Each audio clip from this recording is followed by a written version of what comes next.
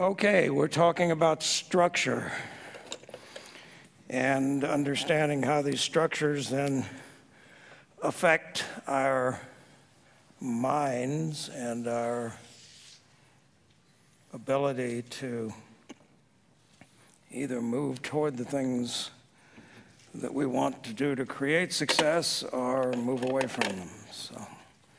So I'm going to give you the structure.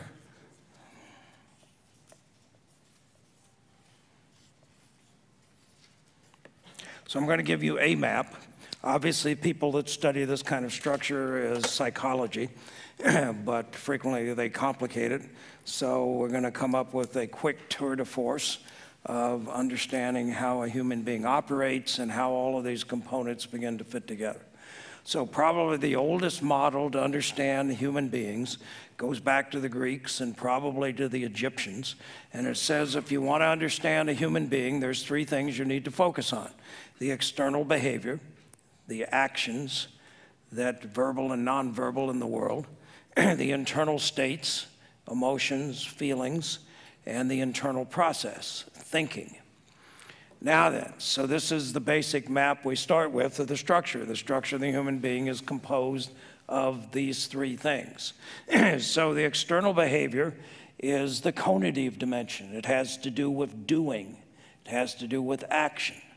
The internal states are the affective dimension. They have to do with feeling. They have to do with emotions. The internal process is the cognitive dimension.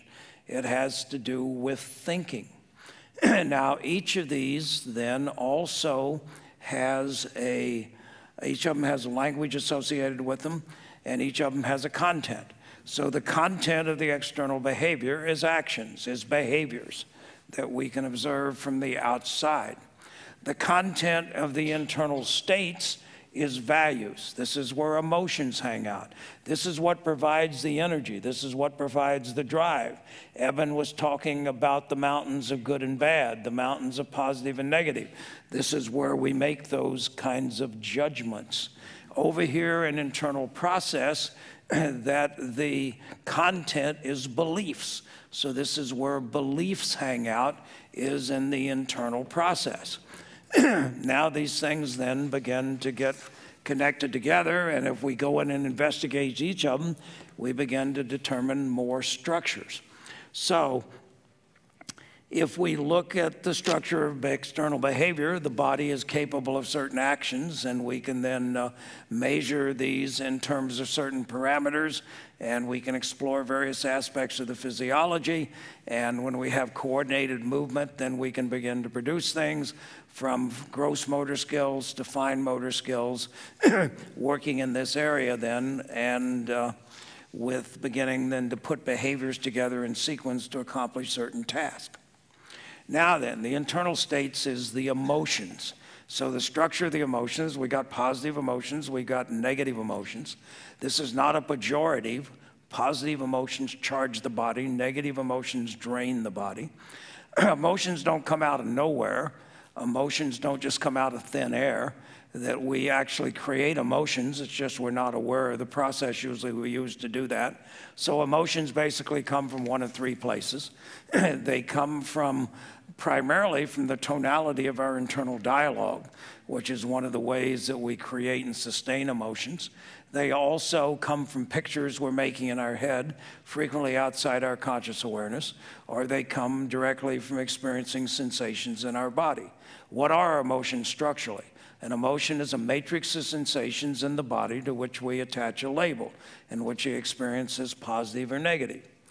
Now, we could also say another way, using metaphorically, is, of course, the emotions are the heart, the internal process is the head, and the external behavior is the body. Now, the important thing to understand is the heart has no language. The heart has no language. And so this creates some problems, because when you ask people what they value or what's important to them, what you get is what the head thinks the heart should feel. And so what the head thinks the heart should feel, we call ideals. And these words are important to the head, and the head will respond to them, or the mind will respond to them. But if we really want to know what the heart feels, and then we need to, and what it values and what it prioritizes, we need to look at the behavior and see what we're spending our time, energy, or resources achieving or avoid. That will tell us what our real values are as opposed to our imaginary values, which we call ideals. Okay, the internal process, the head has language. The mind has language. The mind thinks in terms of language. So we've talked about the structures and the autopilot. So what happens is that when we encounter situations, we tend to respond to situations in habitual ways. So we've got habitual patterns, and we call these strategies. So if we need to understand the structure of this, a strategy consists of 4 elements that we're going to find here. So the strategy, one of the elements, the first thing is going to be some kind of a trigger that starts a process.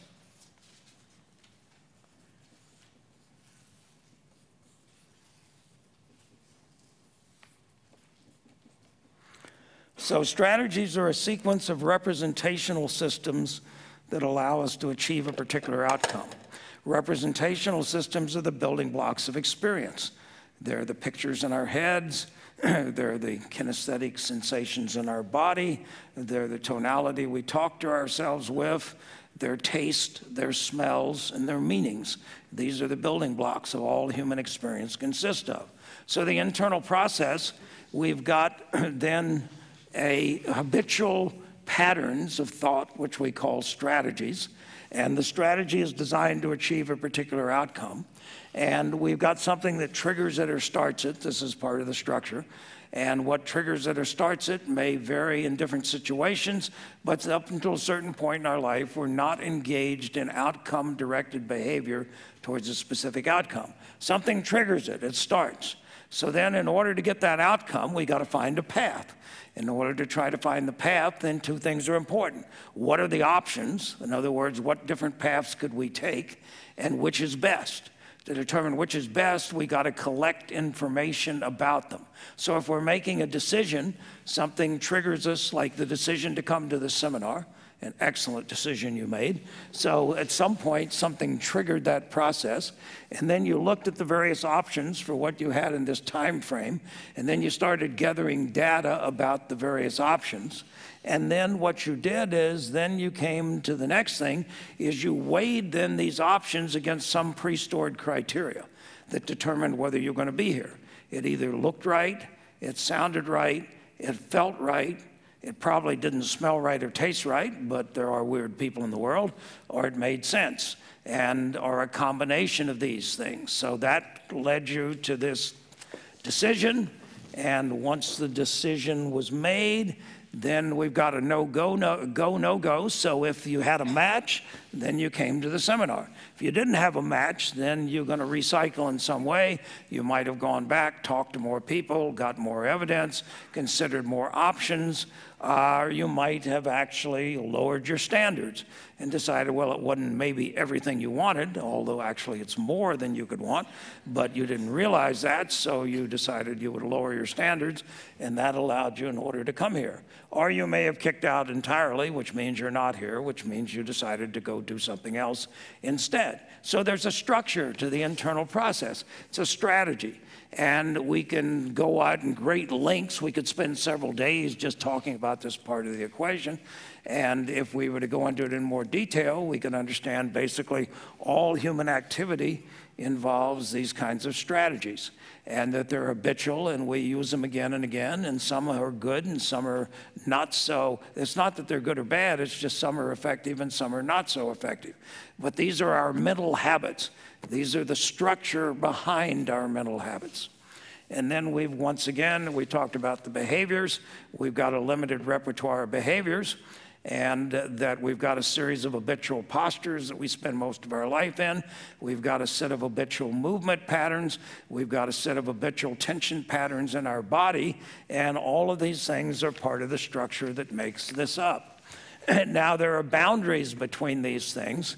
So if emotions should be free in order to vary with circumstances and situations. And so sometimes we're up, sometimes we're down, sometimes we're in between. But sometimes we get stuck. And when we get stuck in an emotion and it gets locked into the body, the boundary here forms a mood. And a mood is an emotion that has become fossilized and has become stuck. And so that moods are considered, can be serious psychological problems. So if the emotions don't change and they're stuck in one place, particularly if we've got chronic anxiety or chronic depression or chronic anger, the emotions, when they get locked into the body and we get stuck in a mood that doesn't change, then that can be a problem. And now then, we've got ideas, beliefs up here, and when the beliefs take on an emotional component, we've got an attitude. And we get trapped in these attitudes, and we may view the attitudes as positive, negative, good or bad. And the attitudes then, once again, are characterized by a persistence over time. And so that in each of these things, we got flexibility. But when we try to, two of them come together, frequently we get locked into the process. Now, the third thing is then, how do we move, which is the universal question, how do we move from thoughts into action? How do we get our ideas into doing? How do we make that gap? And that gap is where a thing called willpower comes in. And willpower then, once again, in order to make this, willpower has to be persistent. It has to be continuous over time, and it has to overcome obstacles and overcome things that are going to prevent us from being able to do that.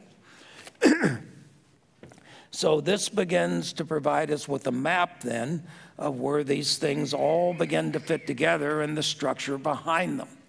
So once again, Evan talked about beliefs, and whether you believe, Henry Ford said, whether you believe you can or believe you can't, you're right. Beliefs are going to be incredibly important. As Evan has said, that one way to view as all beliefs is provisional hypothesis. And so we've got then beliefs, we have got behaviors, we've got values. Now, this is the structure behind it, and the processes come out of this. So actually, there's no such thing as beliefs, there's no such thing as values, and there's no such thing as behaviors. You may be going, well, we knew what Small was flipping out, but that's going a little far. So there's no such thing as beliefs, values, or behaviors, but there is a process of believing, a process of valuing, and a process of behaving. So out of the structure, processes emerge. Out of the structures, processes emerge. So valuing is a process of prioritizing, putting things on a hierarchy of determining what's more important than what. Out of this, then believing is a process of basically saying this is the way it is, this is the case, this is true, this proposition is true. That's what belief is. And that we believe things with more or less evidence, we believe things with various degrees of certainty, and we got all sorts of characteristics of what is involved in the process of believing.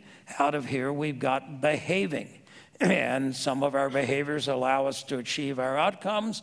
They allow us to create success. Some of our behaviors then prevent us from creating success. So this is the structure. This is you. This is you. It's surrounded by the environment in which we're continually in interaction, and we could draw another circle in the middle, and we could make a distinction between what we are consciously aware of and what's going on at the unconscious level inside us. So this map, properly expanded, properly understood, provides the structure that's going to allow us to understand ourselves.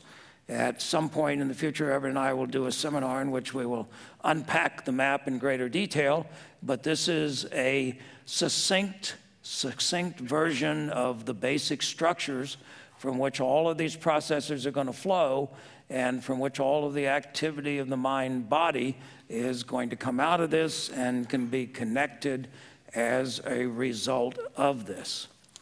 One other thing in passing then that we'll mention simply is, so preferences are over here.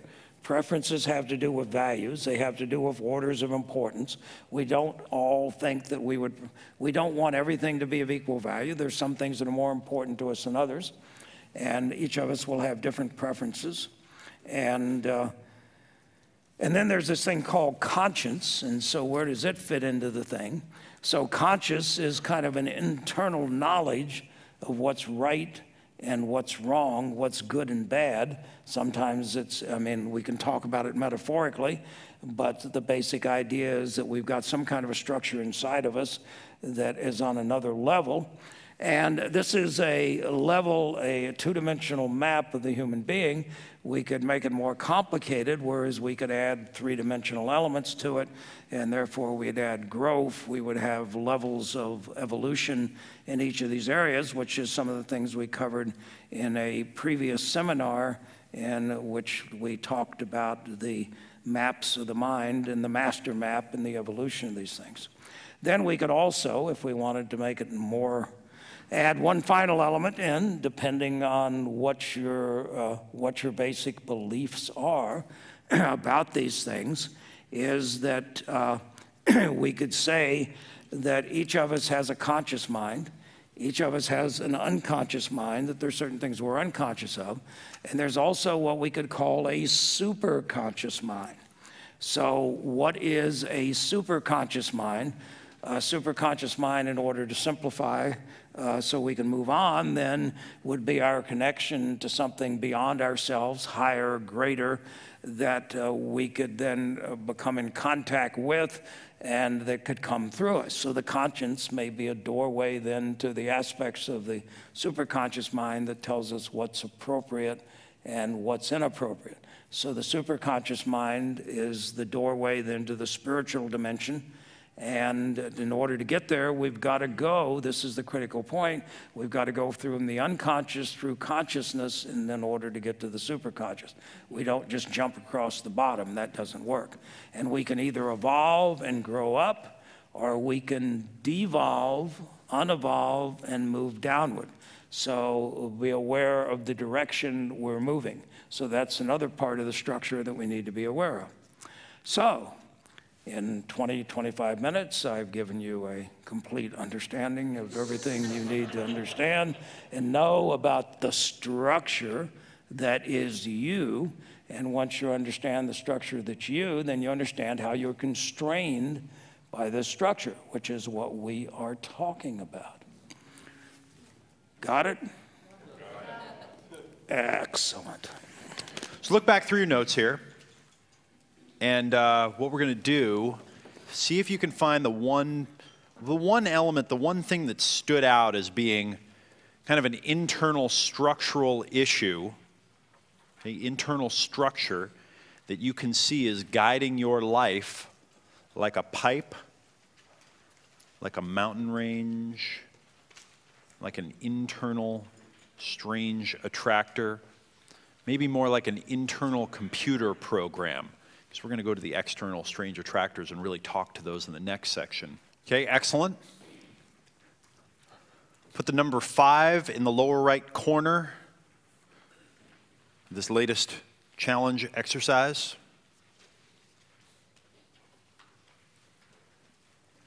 You may be noticing a pattern here.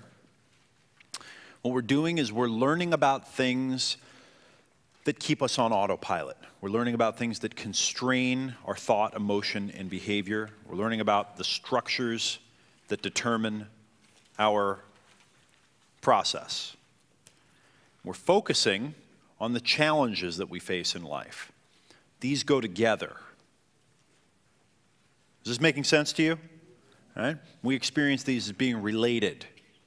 So now what we're doing is we're consciously, okay, with awareness, we're consciously working with these in our mind, real time. Subtly, what we're doing is taking control of them. Okay, we're stepping outside of them and we're looking at them instead of being inside of them. We're getting outside and we're looking at the pipe instead of just being the water flowing through it. This is very important.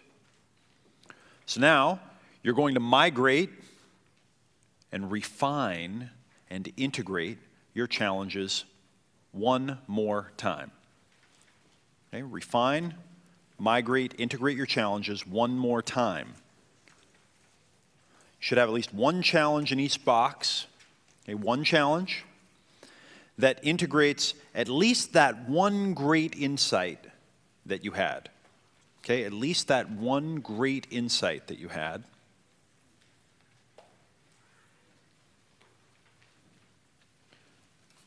You may be combining them. You may leave a couple behind. You may make a new one. Okay, but now we're going to migrate them. Refine. Okay, 3, 5, 7 words. You might be getting a little bit longer now.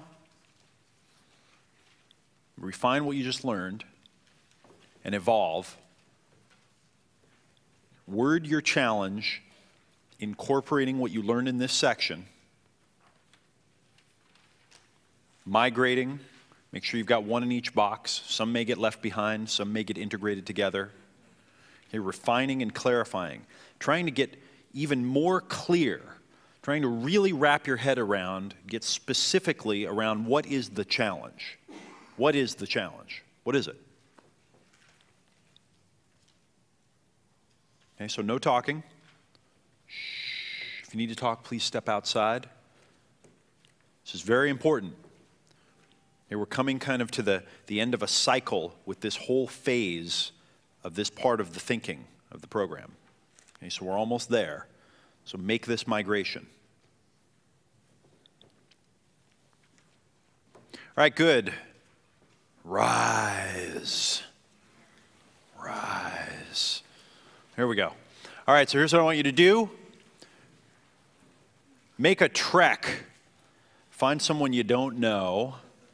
Okay, share your biggest insight and how it shaped, okay, how it shaped one of your challenges, at least one. What's your big aha from that section, and how it relates to one of your challenges. It's a big piece. How it relates to one of your challenges.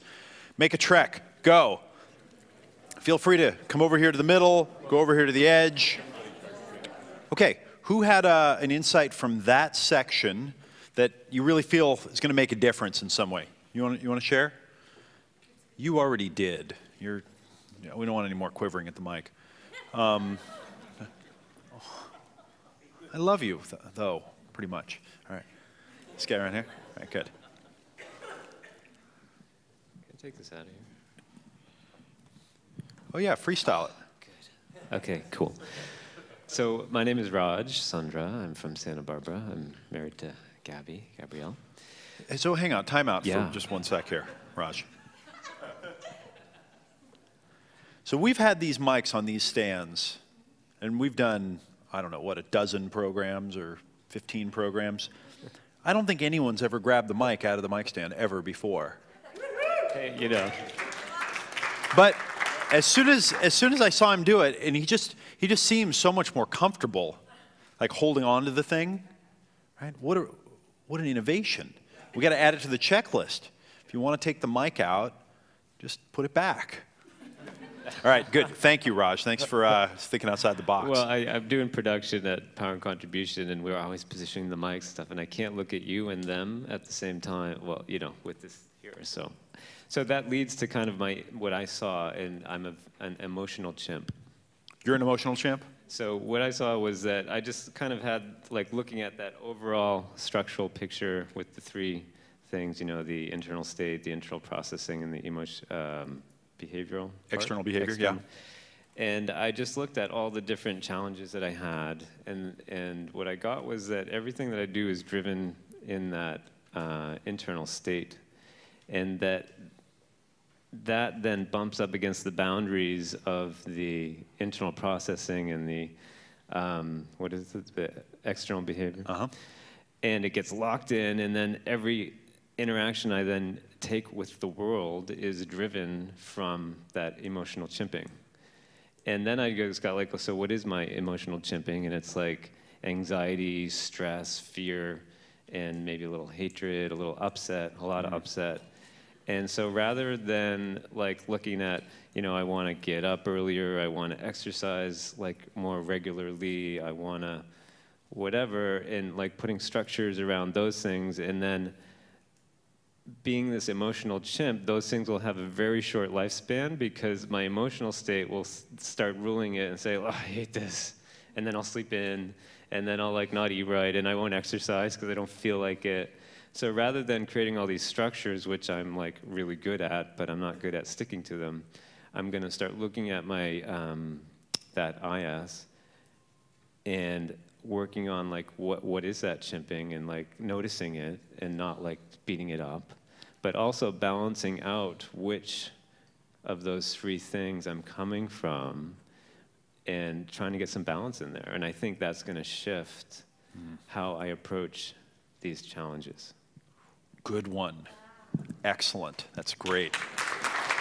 Thank you. So he just kind of got ahead of us here. Okay, you'll see this later in the program. But what he said, and what you're starting to hear this now as a result of the migrating and stepping outside, going meta, as Wyatt says, right, stepping back. You're hearing these people start to contemplate affecting their lives indirectly.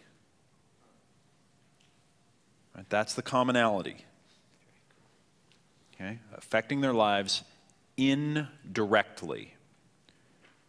The cause-effect model that we all want to believe in, that's where we go when we want to change something.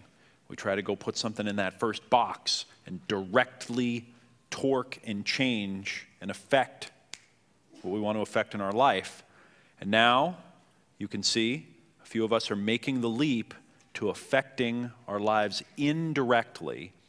And you can hear the leverage, right? You can hear the insight. What you don't know is this is actually a very healthy, in shape, good exercising, takes really good care of himself person.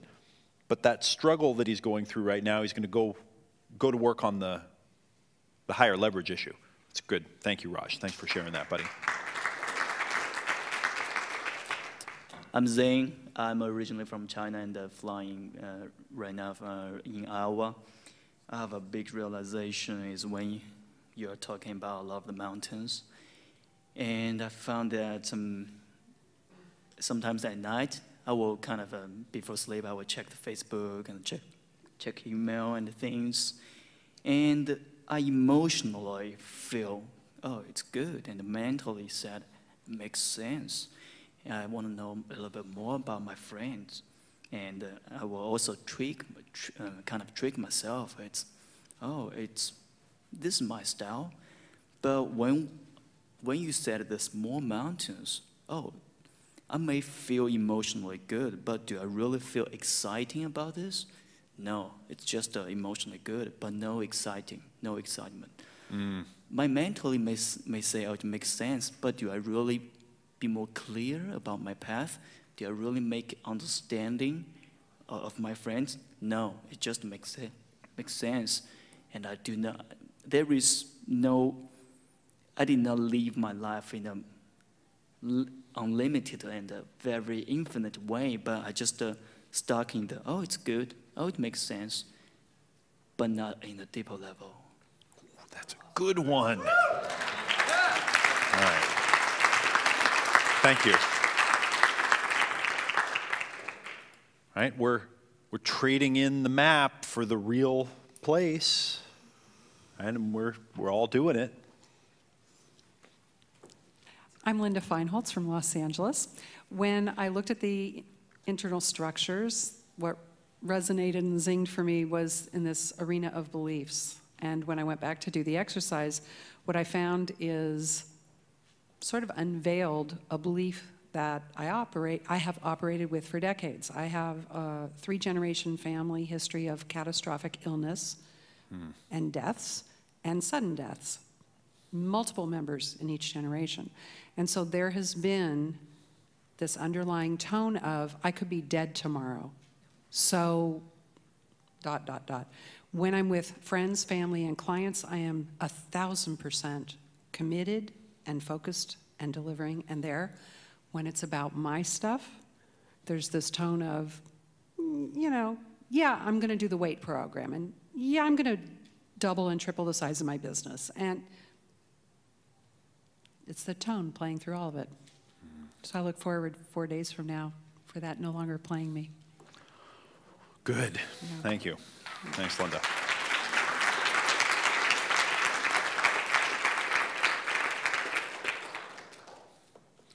The challenges aren't what we think they are, and the solutions aren't what we think they are either. That's part of the trick of being a human chimp. Right? We bob the head up and down, and we walk around in the circle, and we do the little dance thinking we're causing it. And when we want to fix something, we bob our head up and down and do our little dance and run in a circle. The challenges aren't what we think they are, and the solutions aren't what we think they are either.